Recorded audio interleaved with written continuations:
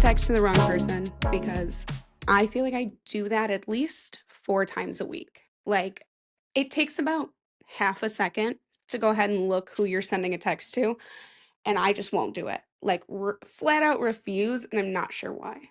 Like, how stupid. Hey guys, welcome back to Toke It Out.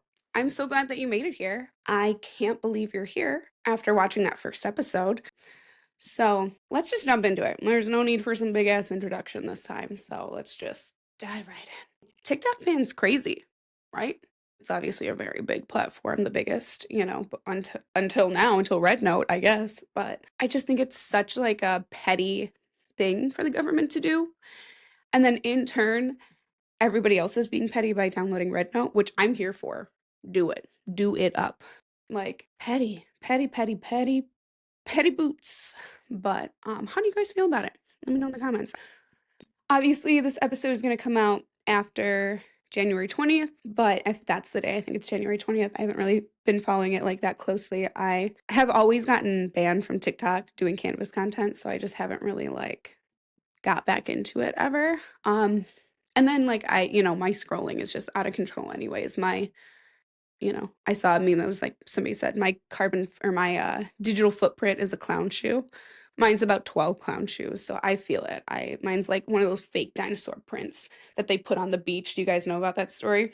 We'll cover it. Just as crazy though as that country, I think it was Mexico, bringing out the fucking plaster alien.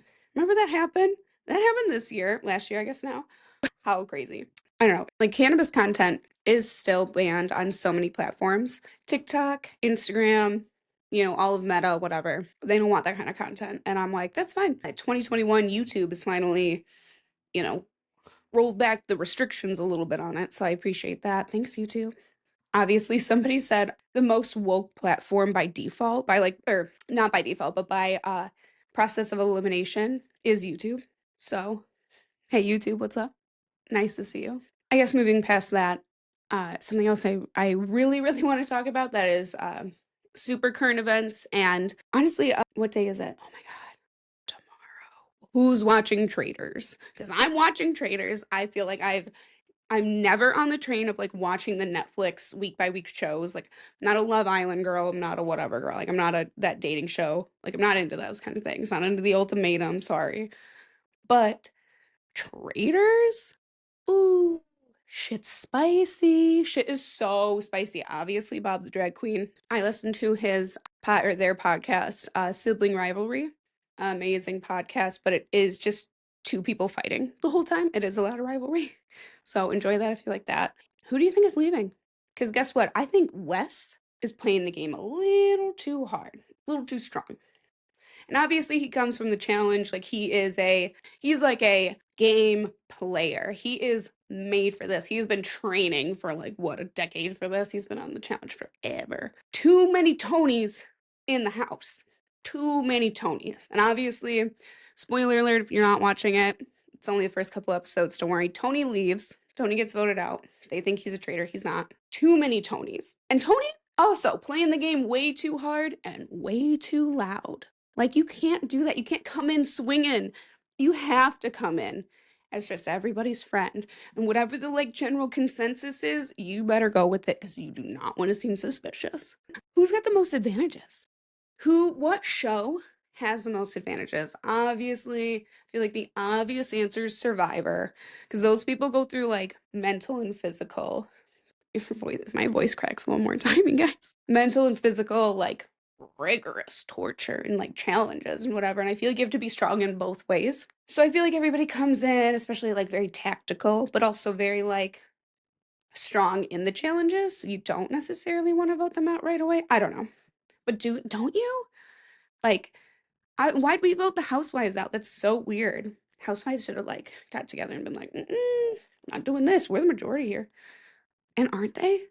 There's 3 people from Survivor. There was 4 housewives. There was 2 people from the challenge. 3 or 4 people from Big Brother, which I find interesting.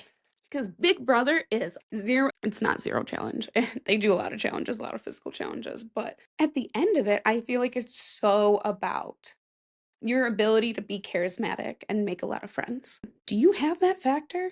I don't know. I feel like Me being in sales, I could do that for a long time, but I don't know if I have the mental like willpower to live with that many people for that long with like no communication or what, I don't know what, maybe they can communicate in whatever close quarters with like 16 other people. That's hard. That is hard. Boston Rob. Boston Rob is obviously playing the game way too hard. He should not be playing it like this. People already know that Boston Rob is a threat.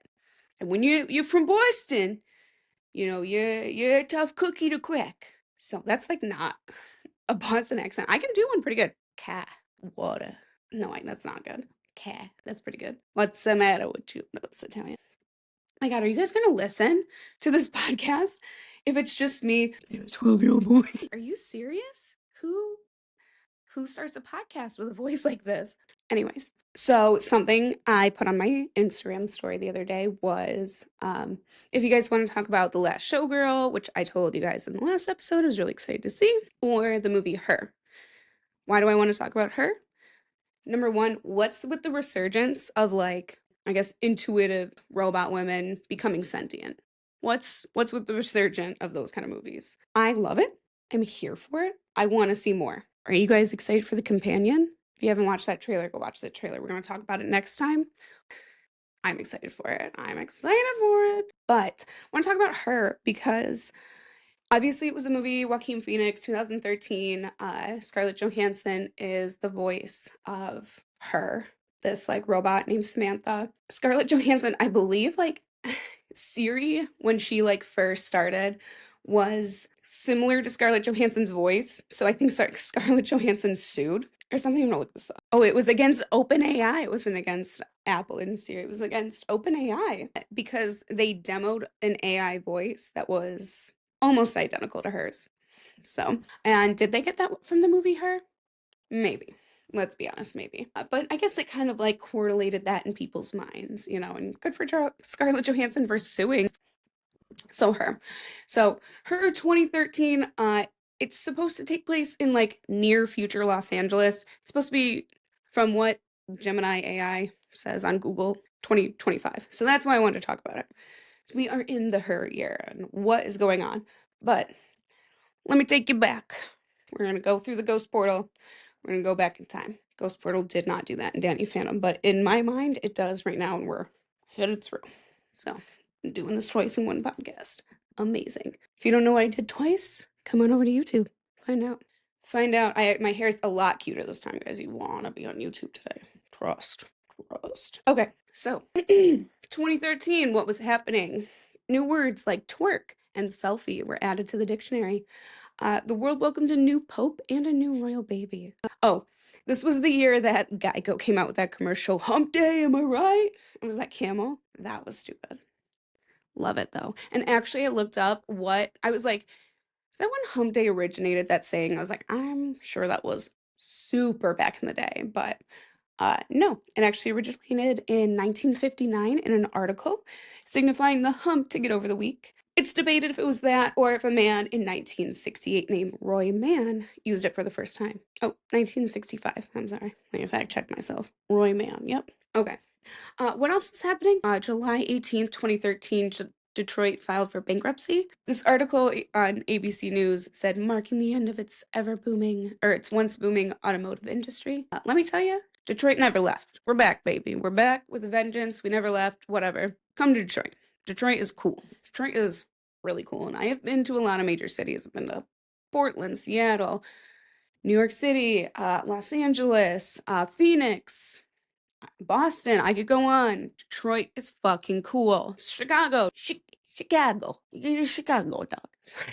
Detroit is fucking cool. Come to Detroit. There's lots to do. And it's really amazing to know that in like literally 12 years, the city has like rebuilt so much. I mean, there used to be the Detroit police at one point issued a statement saying, come to Detroit at your own risk, because they just didn't have enough police to man streets. I mean, streets were dark because there were no street lights and stuff. This is also the year that the Boston Marathon bombing happened, so that's a bummer.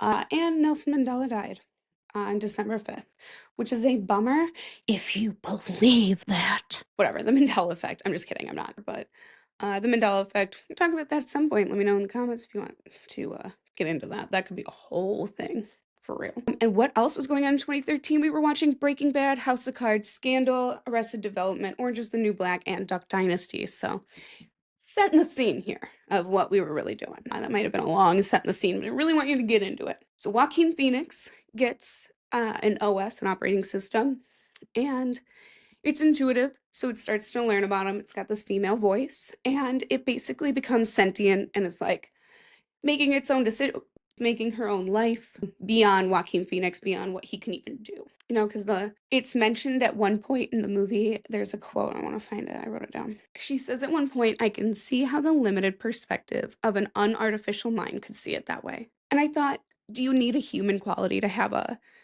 true perspective opinion? Or are we always going to have that bias as people? You know, like obviously AI can be without bias, but how do we know it's without bias? You know, I mean, I guess I would assume in most situations AI doesn't have a bias because it's AI. But dude, 10 minutes into this movie, I am seeing a fully naked pregnant woman and there's a mention of a dead cat. 10 minutes in, I'm like, what the fuck is happening? Obviously, like, you know, we're made up of our experiences. Do we have a limited perspective? Yes, because we can only perceive things like as much as our life will let us, I guess. But isn't that the beauty of the internet and shared perspectives and shared knowledge? Like, you know, fact checked knowledge, you know, with each other that gives us that widened perspective. And can you really can you widen a perspective if you didn't have bias to begin with? Big questions here on Toke It Out. Sorry. Everybody take a one big rip and let me know what you think, okay? Because I gotta know. But like the whole time, and me and my husband, like, he is such a Cancer moon and I'm such a Libra. Because the whole time I'm like, this is a fucking voice. This is just a voice, y'all. This is just a voice. It's just a voice in a box. It's just a voice in a box. Husband crying over this, like so deep into the story, can't see out of it. I'm like, this is like the little robot, the rover on Mars that every year will stop and sing happy birthday to itself. It's just something somebody programmed. It's not a sentient being. It's just a voice in a box. Okay.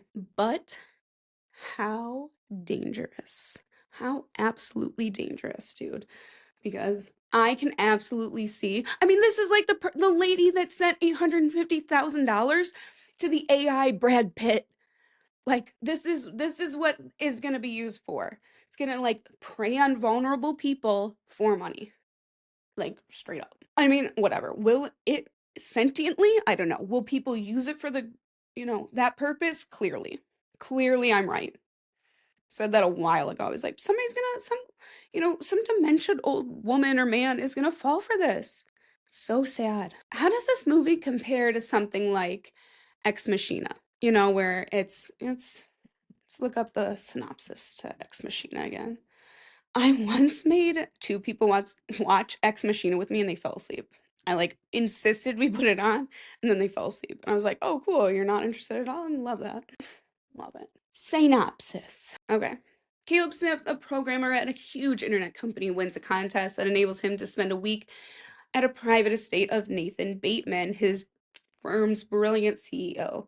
When he arrives, Caleb learns that he's been chosen to be a human component in the Turing test to determine the capabilities and consciousness of Ava, the beautiful robot.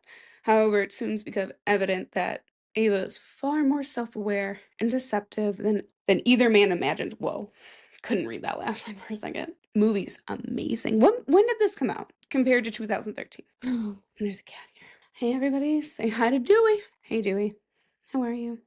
Good to see you. Love you. Love you, Dewey.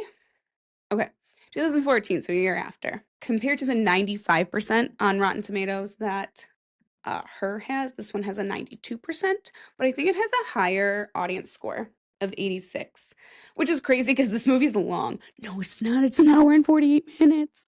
It's an hour and 48 minutes. It is not long, but it felt long. Why would it give The Substance an 89%? Whoa. Rotten Tomatoes is crazy. 2 hours, 21 minutes felt like 45. If you haven't watched The Substance, I'm sure I'm sure you have at this point, unless you're living under a rock and you hate yourself. Watch The Substance. Amazing movie. And when you see horror drama, you're like, I don't like horror movies. I don't want to watch that fucking movie. It's not a horror movie. It's like the horror of it is her descent into madness. Truly. So, would watch that movie again, especially with that perspective. I could go on about how much I love The Substance. But anyways, back to Her and Ex Machina. Okay, so I said like Her, Ex Machina, like obviously Megan was about a child. This was a lot less sexual than Ex Machina and Her. How do you think a movie like Lars and the Real Girl compares to that? Like obviously we're talking about like robot AI versus like a very mentally ill man, but in some way, all these men are mentally ill, right? Like you're falling in love with a robot. Like that just looks like a person. Is that all driven by the sex in your brain? You're like, oh yeah, it looks like a girl. So yeah, I could fuck it. But then how does that relate to her? And her doesn't even have a body. And he's just like, but is it just the like manic pixie dream girl of it all? Okay. You saw a cat on this podcast? No, you didn't. Okay, Manic Pixie Dream Girl is a fictional character type that's often a love interest of a male protagonist. Okay, yeah, the purpose of a Manic Pixie Dream Girl is to teach a male protagonist that life is worth embracing and that you have a greater purpose in life and realize that life has true meaning. Cringe. Over that. Over that.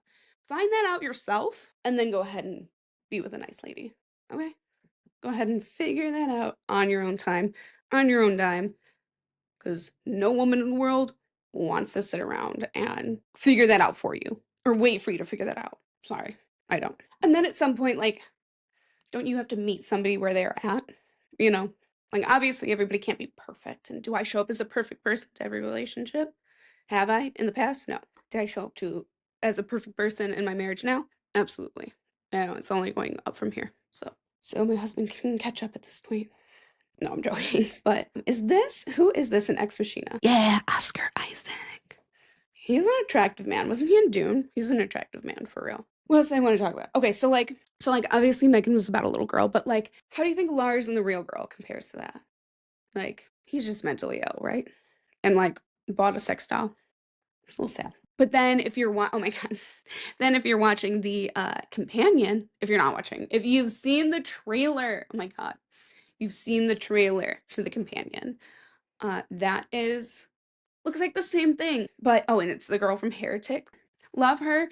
And then the villain guy from Scream. He is so unassuming and absolutely scary as fuck. So unassuming. And I think that's what makes him so scary, right? Okay, so I was reading something online that was like the sequel to Her could very well be Terminator 2. And I was like, that's such a crazy statement. And then I'm watching the companion, like the trailer. That could be the sequel to Her. By far could be the sequel to Her, like for real, for real. Just because you kind of don't know where she goes at the end. Like, where is she? Is she getting, I don't know. Is she becoming more powerful to stop her? It's my Schwarzenegger voice. Schwarzenegger. Sorry. Guys, I need to stop. No more Red Bull. Oh my gosh, I wanted to tell you this.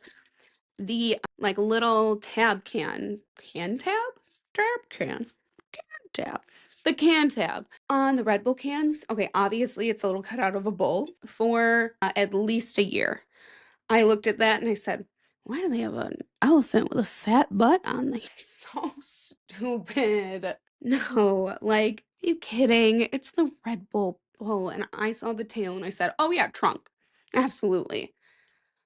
That is so stupid. That is so stupid, dude. Who thinks that? That's like, yikes. Okay. Moving past all of the sentient robot. Sexy sentient robots. That is gonna be an ad in like 2035. Sexy sentient robots. Get yours today. Yeah, I'll voice the commercial. Thanks for asking. Yeah, I will. Using that voice. I will. All right, done. Sorry. Have you guys heard of the telepathy tapes?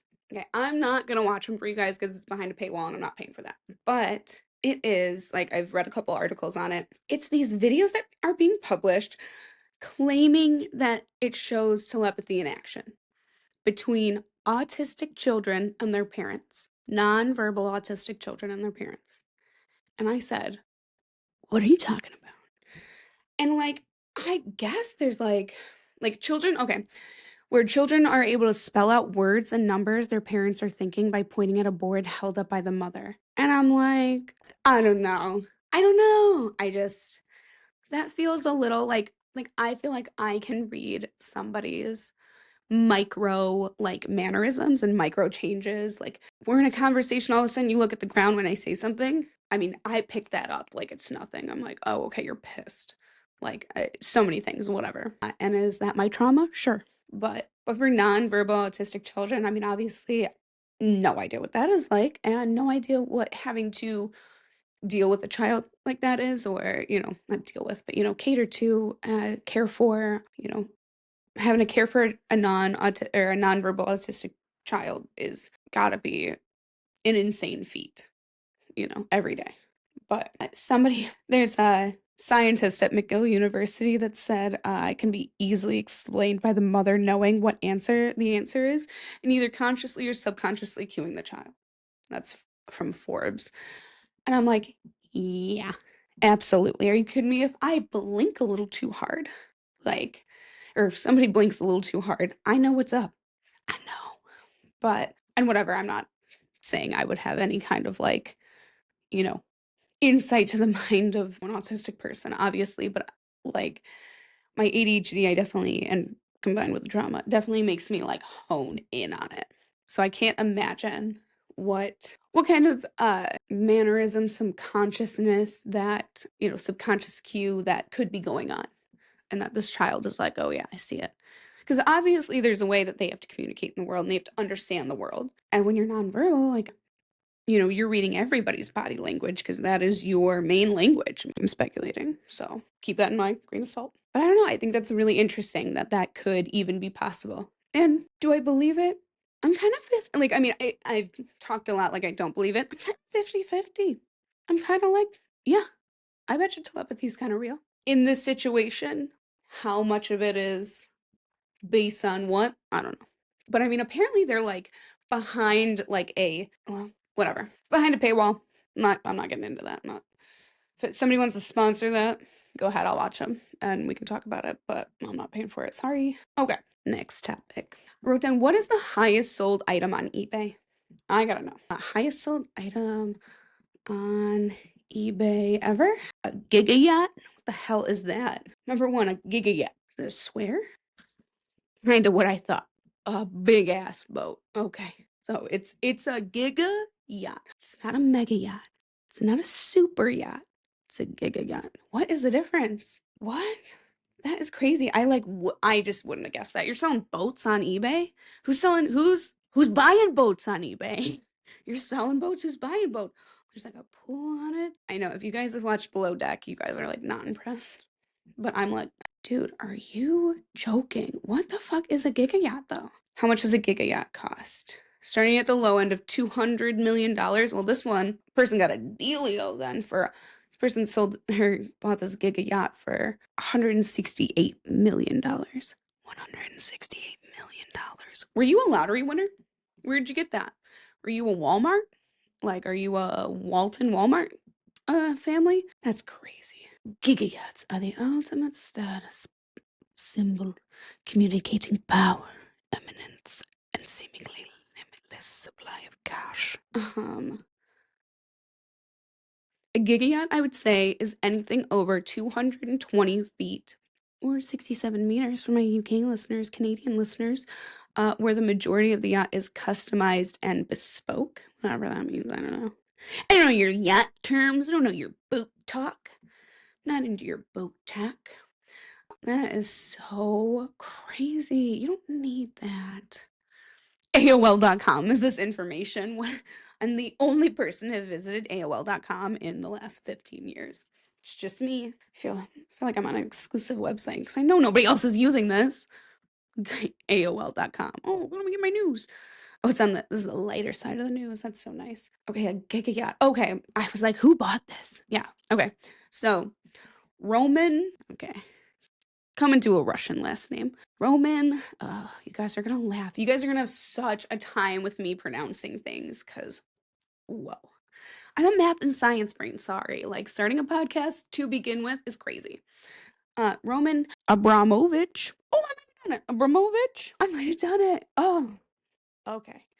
A Russian billionaire must have been staring at an empty dock for a while now because the 168 milli he shelled out for a 400-foot yacht is no joke. Naturally, the thing is the full pinnacle of luxury, boasting spacious decks, upscale accommodations, spas, fine dining, state-of-the-art gym, equipment, and plenty more. Whoa. It's so beautiful too. So beautiful. Good. Whatever. Good for him. I'm so happy for you. I know you're super rich. I got yeah. I'm so happy for you. Okay, number 2. The Gulfstream 2 private jet for 4.9 million. Huge step down from number 1. Huge. Yeah, 4.9 million. Huge step down. My ass. Whatever. Just under 5 million for a private jet feels like a no-brainer. How are you supposed to conduct all your business if you don't have a private jet? Meet at some local Panera like a couple of college students? No way. That's from AOL.com. Whoever wrote this is funny. Whoa. Number 3, lunch with Warren Buffett. Dude, I bet he was on the phone the whole time and then made the other person pay. No, I'm just joking. 4.5 million for charity. For the Einstein God letter? If you're a history, what the hell is this? If you're a history buff or a lover of artifacts, the idea of a handwritten note from Albert Einstein is probably pretty appealing. This one in particular contains a whole lot of musings on religion and philosophy. A private collector dropped a pretty penny to preserve it. 3.2 million. Nah, no, we didn't sell a whole town. We didn't sell a whole town on eBay. You didn't, bitch. No. Sold for 2.5 million. Albert, Texas is tiny. Its population was listed as at a whopping 7 people in 2015. But that didn't stop a private investor from dropping $2.5 million to acquire it. It's very bizarre to live in a world where you can buy US cities on the same website that you could buy a bunch of 90s Xena tapes from. That's crazy. Who wrote this article? I'm gonna name this person for sure. Sorry. 6. Albert, Texas? Do you think he just like tore it all down? He's like building something? Or is it like still a place, do you think? The ghost town of Albert, Texas. All right, let's see. Where are you located, Albert? Where you at? That's my grandfather's name. Where you at, man? Albert, Texas. Where are we at? We are I love being stupid. Fuck. Holy God, it like is nowhere, Texas. Are you joking? Albert. Okay, so it's west of Austin. That's just what I wanted to know. It's like barely in line with Austin, but west. And then like Texas is so big, so like I'm like still here. I'm still scrolling through Texas. I can't. You guys are crazy over there. Just be a country. Just be your own country, dog. What? You know Zuckerberg's gonna do that anyways. Okay, so Albert, Texas, good job. Okay. 6, a house with an indestructible bunker for 2.1 million. Why? Just build one. I feel like you could build a better one for less. And in your existing house. Like, what are you talking about? Nuclear apocalypse be damned! The survival enthusiast that sold this made sure it would be ready to rock at anything, any sort of world-ending chaos. Many people have laughed at the winning bidder spent a couple million, but that was probably amazing to have during lockdown 2020. I mean, it depends. Like, it doesn't say anything about the bunker, so, and I'm certain that he's not like telling people what it looks like and shit on the inside. So, and why would it have been great to have that during 2020? Who cares? Be in your house. Like, probably just like compounded his fears. Like, oh, there's nuclear warfare, it's biological warfare. Like, no, that probably compounded his like paranoia. Because you have to be like somewhat paranoid to be building a bunker and spending like 2 million on it. I mean, unless you're like a fucking Russian billionaire, Roman Abramovich, over here, like, and can just drop hella money wherever. I mean, 2 million is so much money. Buy a really nice house with some steel walls, right? Throw a couple more million in there and add some carpet. Whatever. Number 7, Honus Wagner baseball card for 1.1 million. Oh, all my sports guys out there, what's up? You're not listening to this. They're all over at Joe Rogan. The Honus Wagner baseball card. Who was Honus Wagner? Oh, there were only 200 of these made and is considered the holy grail of baseball cards. We're learning so much today, guys. This is an interesting podcast. I hope you guys are still here. This is awesome. Apparently, these cards were produced by the American Tobacco Company until Honus Wagner took a stance against smoking, which good for him. That's a bold stance to take, I'm sure, back in his day. What's it worth now? I did not just see one on Amazon for $6. No, it's not. It's wait, 1.1 million? I know I'm not seeing one pre-owned sold for okay, this okay. Don't let me buy anything because I don't know how to authenticate things online. I buy things and they end up coming and they're like mini. I'm like, oh, I thought this was gonna be a big ring light, and they're like, it's the size of my palm. It's so stupid. Who are you, Honus? Okay, Honus Wagner. Oh my gosh. Whoa. Died 1955. Welcome back, my mother-in-law. 1874 and died 1955. So he was like, what, the first? He was a shortstop who played 21 seasons, whoa, in Major League Baseball. I find it very interesting though. I'm like, I'm here for it. Like think this is cool, I guess. I mean, am I gonna be continuing to look up baseball cards? Probably not. But Honus Wagner, everybody, okay. He's the best guy around. Okay. Allsop's Arctic Ale. Please tell me I did not read any of this yet. Please tell me it's from the Arctic Circle. Please, God. Sold for a little over $500,000. Beer isn't like other spirits. You're gonna have to see crystal. You're not gonna see crystal engraved glass like you do in some of the other more expensive bottles of alcohol ever sold. Guys, I'm gonna start that over. Okay, we're gonna go ahead and set up a little bit more on the chair. Back to that again. Okay. Beer isn't like other spirits. You're not gonna find crystal engraved glass like you do in some other most expensive bottles of alcohol ever sold. It's rare to see beer sell for more than $5,000. Really? That's expensive beer, $5,000.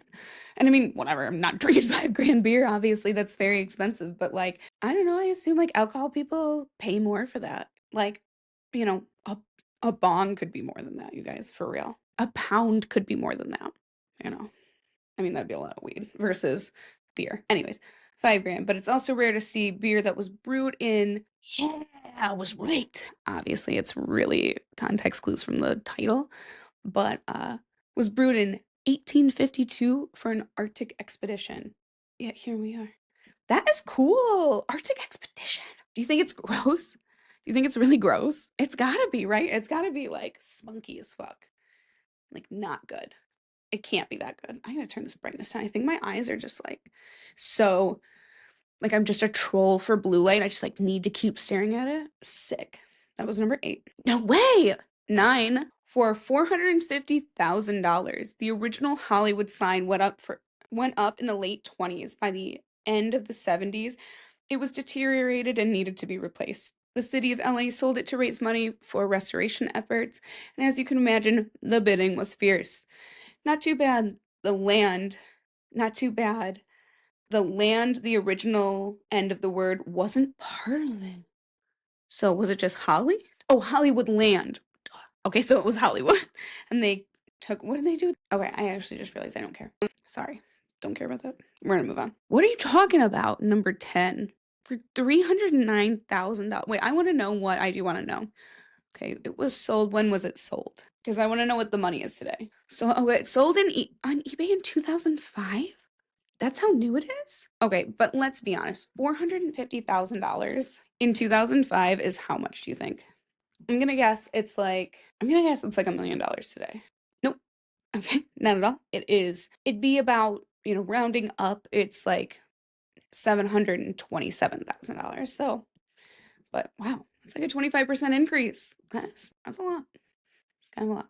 Is it? I don't know. Is that a 25% increase? I don't know. No, it's not. I don't want to talk about it. You guys, get me out of here. I don't have a math and science brain or or an arts brain, turns out. Yeah, that's why this is fucked up. Okay. Number 10 for $309,000. Ian Usher's life? What are you talking about? Ian Usher's life? You're just giving up your. What does that mean? In today's edition of things, I wish I thought of a travel writer named Ian Usher decided to sell his entire life on eBay, including his house, job, possessions, in order to get a fresh start. How did that go for him? Well, he bought his own Caribbean island. So pretty well. Are you kidding? You son of a bitch. When? How did you buy a Caribbean island for that? That's crazy. That's crazy. You sold your life. I know. I remember like that girl sold her virginity on eBay. Do you guys remember that? How much did she sell it for? Because not enough. Gonna raise the bar high. Girl sells virginity. Can we get rid of that word too? Katya always says, let's get rid of the word virginity, and I'm so there. On eBay. How do you verify that? Man, 2005 was a crazy year. Oh, she redacted the plan? An 18-year-old Peruvian model was going to sell her virginity in March 2005 to help her poor family and sick mother, but a month later she redacted the plan, turning down a $1.5 million offer from a Canadian man and denying that the event had been a publicity stunt. Publicity stunt. $1.5 million, you turn that down. I don't know, girl. Turn that down. I am all for safe consensual sex work. Damn. Why would you turn it down? Like, because you couldn't like verify it? Like, because you couldn't, do you think like she had a boyfriend that was gonna be like, well, I'm gonna tell everybody because he's some petty ass motherfucker? I'd have been like, I'll cut you in, shut up. Like, what? And how gross is this fucking Canadian man? He's like, oh man, I definitely want this. That's gross, dude. That's weird. That's so fucking weird, dude. People's choices, you know? Okay, so I feel like I've been talking for a long time. So probably going to cut it short here. I had a couple more things I wanted to touch on, but we're going to touch on it next week. So stay tuned for that. I want to tell you this TikTok account that I am super obsessed with, and these weird Etsy accounts I found. So come back next week for that. We're also going to review The Wolfman next week. So make sure that you guys go see that, watch it. Let me know what you guys think. Guys, I don't have high hopes, but that is part of the game. You know, go into something. Maybe you don't have high hopes. Maybe they're dashed even further. Maybe they're amazing. We're going to find out together. But like, subscribe, share with your weird uncle, and I'll see you next week. Bye.